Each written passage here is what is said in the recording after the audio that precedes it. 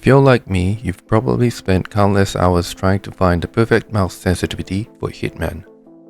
You've copied the settings from top speedrunners, you've changed your DPI, you've adjusted your in-game sensitivity over and over again. Yet somehow, your runs never look like this. Maybe you've been playing since Hitman's relaunched nearly 6 years ago. The mastery level keeps increasing thanks to Freelancer. But your personal best? It hasn't moved at all. So what are we missing? If you look at top runners like Zebu, Vezlaye or GenP, many of them play at around 0.6 sensitivity with 800 dpi. Naturally, we copy these settings, but the results are disappointing. The lightning fast flicks, their perfect crosshair placement, their incredibly precise reactions. None of it suddenly appears just because we are using the same sensitivity. So what's the difference? After spending years experimenting with different setups, I realized something. The problem isn't always your sensitivity. Sometimes it's the way your mouse is set up before you even launch the game. Let's start with something that almost nobody talks about. In my previous video, I recommended buying an affordable gaming mouse like the Razer Viper Mini if you're just getting started with mouse and keyboard. If you already own a decent gaming mouse, that's a great start. But here's the problem. The stock mouse feet that come with most gaming mice are designed to keep manufacturing costs down, not to provide the best performance. As they wear down, they create more friction against your mousepad. After long play sessions, your mouse can start to feel inconsistent or even slightly sticky. That inconsistency makes precise aiming much harder than it should be. One of the easiest upgrades you can make is replacing the stock mouse feet. If you've never done it before, don't worry. It's actually very simple. Heat the mouse feet with a hairdryer for about 20 to 30 seconds. Carefully peel off the original feet. Clean any remaining adhesive. Apply your new replacement feet. There are plenty of good brands available, but if I had to choose one, it would be Corbat. They are smooth, consistent, and excellent choice for anyone new to mouse and keyboard. Next, let's talk about mousepads. In general, gaming mousepads fall into 3 categories: control, balance, and speed. If you prefer a high sensitivity setup, I recommend a control pad such as the Zoe GSR series. GSR was one of the muddiest control pads ever made. Although it's no longer in production, the GSR2 is a great alternative. It provides excellent stopping power, especially when you press the mouse into the pad, making it ideal for players who rely more on flick shots than continuous tracking.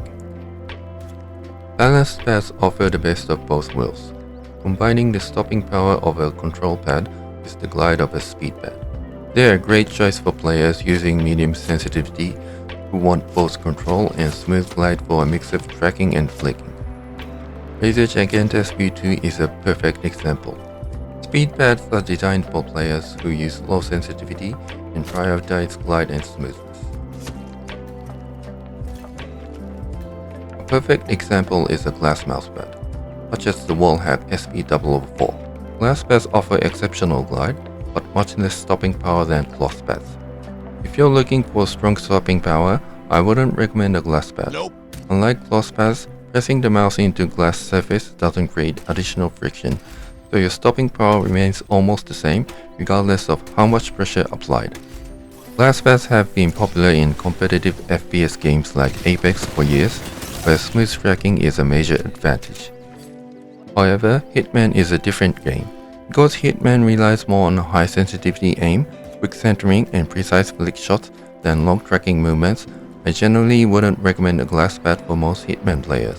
Control or balanced cloth pad is usually the better choice. Before we start, write down your current DPI and in-game sensitivity. Next, open the PSA method calc, then launch Hitman Freelancer and enter the shooting range.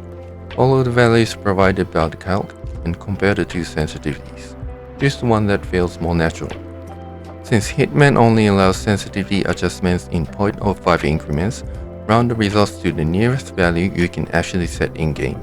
The final value is your recommended sensitivity. Once you've found it, stick with it for at least a couple of months. Consistency is far more important than constantly changing your settings. If it still doesn't feel quite right after that, Make only small adjustments, just enough to change your mouse travel by a few inches for a full turn. Repeat the process only if necessary, and avoid making large changes. Building muscle memory takes time, and frequent sensitivity changes will only slow your progress.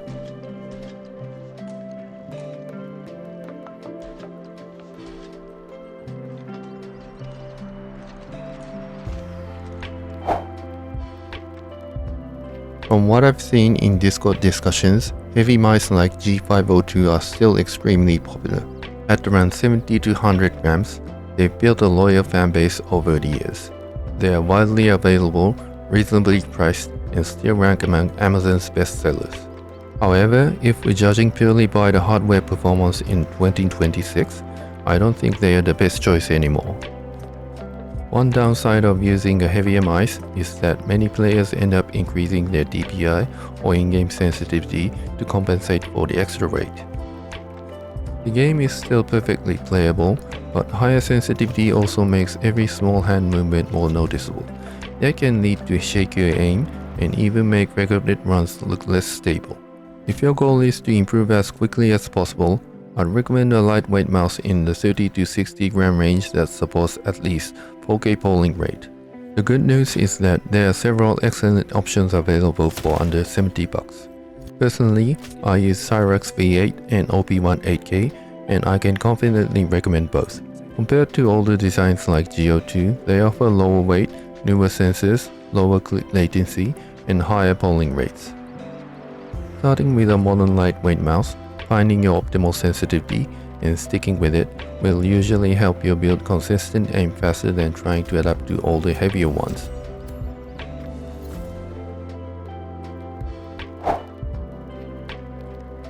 If any of this sounds familiar, you can beat individual missions, but your season runs still fall apart. You spend hours grinding, only to reset over and over again. Your streams attract more trolls than new viewers. Some days, you don't even feel like launching Hitman anymore. So you change your settings. You buy a new mouse. You build a faster PC. Or you delete a video that didn't perform and start chasing someone else's ideas. But none of those things solve the real problem. The players who become consistent don't keep looking for a shortcut.